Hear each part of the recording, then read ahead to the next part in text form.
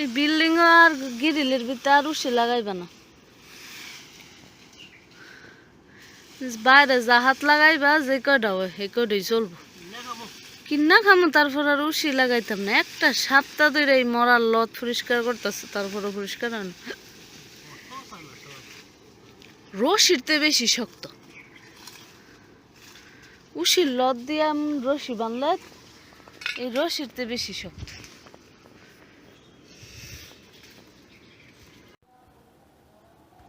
আমাদের এই জীবনটা ক্ষণিকের, খুবই অল্প সময়ের।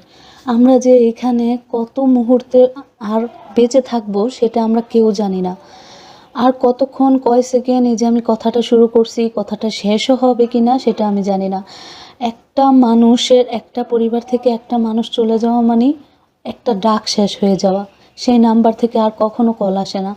সেই পরিবারে একটা চেয়ার খালি পড়ে থাকে। যাদের যায় শুধু তারাই বোঝে। আর যেতে তো একদিন হবেই। এই জীবন ক্ষণস্থায়ী। এই জীবন একটা শুধুমাত্র একটা পরীক্ষা ক্ষেত্র ছাড়া আর কিছুই নাই, কিছুই না। এই ছোট্ট এই জীবনটা নিয়ে এত অহংকার, এত ঘৃণা, এত হিংসা, বিবাদ, ঝগড়া রেখে কী লাভ? ইউটিউবে ঢুকলেই আজকে একদিন ধরে 2 দিন ধরে ভিডিও দেখতেছি, বাগেরহাটে একসাথে 13 জন মানুষ সের কি ভয়াবহ মর্মান্তিক অ্যাক্সিডেন্ট হয়ে গেল। হাতের মেহেদি শুকানোর আগে বিয়ের জীবন সংসার মাত্র শুরু হওয়ার আগেই শেষ হয়ে গেল। আমাদের প্রত্যেকটা মানুষের জীবনই এরকম, শুরু হওয়ার আগেই শেষ হয়ে যাচ্ছে।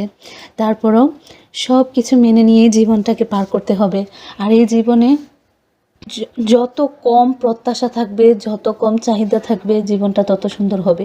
আর আমরা যে যতটা বেশি মন থেকে বিশ্বাস করব যে একদিন আমাদের মরে যেতে হবে, একদিন আমাদের আল্লাহর সম্মুখীন হতে হবে, তাহলে শুধু রমজান মাসে না, বছরের প্রত্যেকটা মাসেই পাপ কম হবে, সব কিছুই কম হবে। একটা দিন যে আমাদের সমস্ত কিছুর হিসাব একজনের কাছে দিতে হবে, সেদিন যে আর কোনো ফাঁকি ঝুঁকি চলবে না, সেটা আমরা যেদিন বুঝতে পারবো সবাই।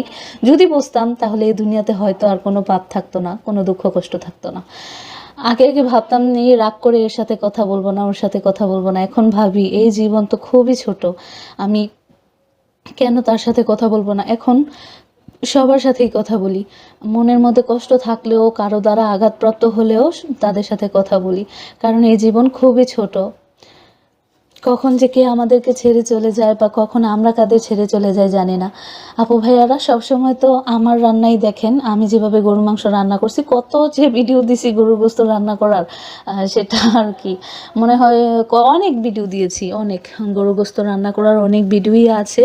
তো আমি তো শুধু রেসিপি শেয়ার করি না, সারাদিনের রান্না বান্না, কাজকর্ম, ঘোরাঘুরি, বাজার সদাই সব কিছুই কিন্তু টুকটাক করে আপনাদের সাথে শেয়ার করি। আজকে হচ্ছে মা রান্না করতেছিল, তো আজকে হচ্ছে একটু অন্যরকম করে হচ্ছে গোস্তটা রান্না করতেছিল, একটু ঝাল ঝাল করে। তো আজকে একটু বিয়েবাড়ির স্টাইলে, ড্যাগের গোস্তের স্টাইলে হচ্ছে গোস্তটা রান্না করতেছিল।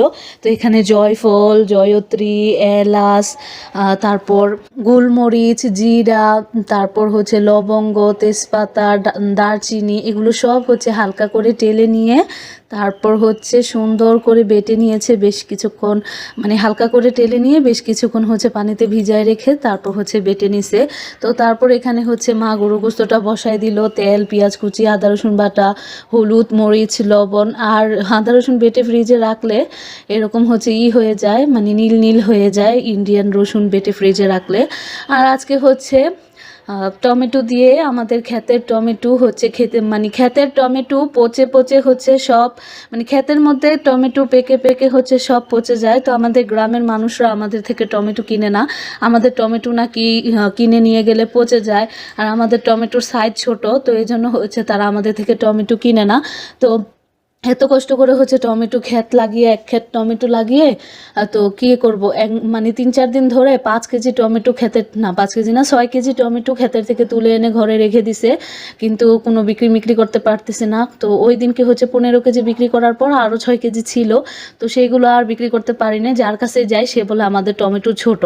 তো নিয়ত করেছি আবার যদি টমেটো লাগাই একদম চুক্কা চুক্কা চায়না টমেটো লাগাবো, আর হচ্ছে দেশি টমেটো বা টক টমেটো লাগাবো না। তো কেউ এসে টক খোঁজে, কেউ এসে আবার চায়না টমেটো খোঁজে। তো এই তো এখানে হচ্ছে আজকে মলায়া মাছ দিয়ে আমাদের ক্ষেতের টমেটো আর ক্ষেতের আলু দিয়ে হচ্ছে রান্না করা হলো।